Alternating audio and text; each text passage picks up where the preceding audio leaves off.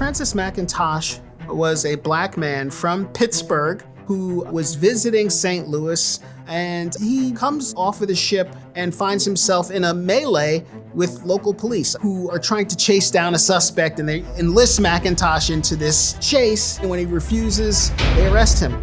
And such begins the sad and tragic tale of McIntosh, who, before he is incarcerated, strikes a blow to one of the officers, a deadly blow, kills a police officer, and before long, a mob surrounds his jail cell, and they remove him forcibly, take him to the outskirts of what was St. Louis at the time, where he is chained to a tree and burned alive.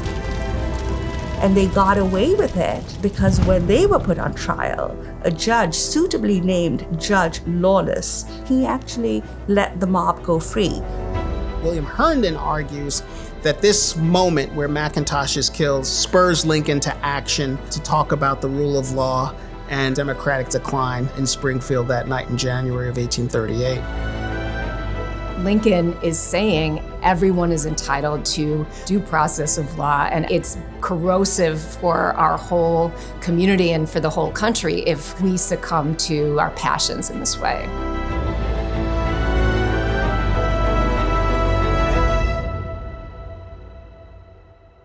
Francis McIntosh is the only person Abraham Lincoln mentions by name who is a victim.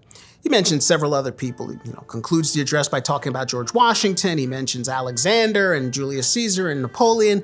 But of the victims, including the white victim Elijah Lovejoy, who wrote about McIntosh's murder, McIntosh is the only one Lincoln mentions by name. I think this is important. In historic context, even today, after any number of deaths related to police brutality, we still find ourselves as a nation glossing over the names of black victims. For Lincoln to mention McIntosh by name is critical. It not only humanizes him, but it also suggests that this particular killing, racially motivated and based as it was, is an important element to this overall discussion of democratic decline. It's not just that the rule of law is being abandoned in a vacuum. It's connected to our history and present history at the time related to race. And Lincoln makes that connection, one that, incidentally, no other politician is making. And that makes the speech particularly impressive, but also unique. One of the things that was characteristic of this period was that the participants in the mobs and people who defended them were often very respectable members of the community. They were members of the elite who would say, well, we just had to do this because we had to run those bad guys out of town, or the abolitionists are divisive, the abolitionists are a threat to our community, and so we have to violently push them out of town, make an example of them to preserve the peace of our community. And so many of these mob actions were done in the name of the public good or the public peace. One of the things Lincoln is saying is, it is never okay to participate in a mob or justify a mob.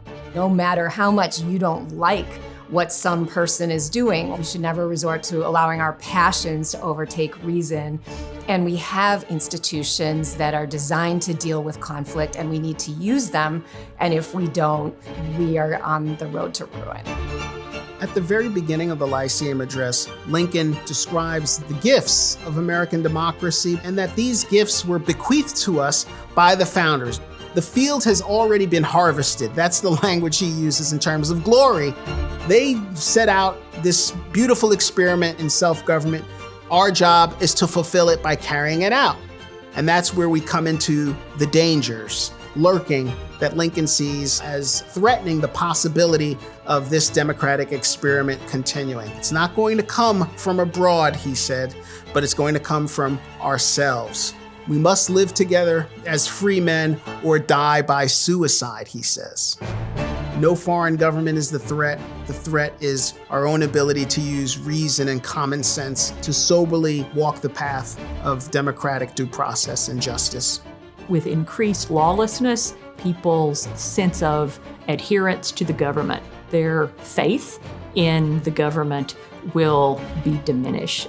If the government can't protect me, then my own commitments to it diminish. He saw that as a real risk with the kinds of lawlessness that he saw across the nation. What do you do when there are laws that you think are wrong or laws that you disagree with? He says in the Lyceum address, you get them repealed, right? The answer is not to break those laws, it's to get them repealed. Lincoln believed that since the founders have died off, we don't have the muscle memory for democracy the way we used to. This comes down to feelings. How do we get those feelings to the proper level? Education. Democracy has to be ritualized. It has to be cared for and cultivated on an ongoing basis. And I think this is what Lincoln is getting at. You know, it's not, well, the founders established it and we're good. No, each generation is charged with caretaking American democracy. One way that I think ordinary American citizens can help shore up our democracy and uphold our representative government is to understand that American citizens are all in this together, that upholding the republic is not a partisan thing, that upholding the republic means recognizing the humanity of each other.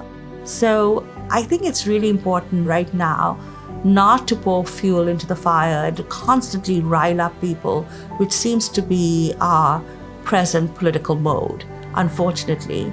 But I think that does pose a danger to the republic in the long run, because if you're going to demonize your enemy to that degree, in the end, you won't see them as fellow citizens.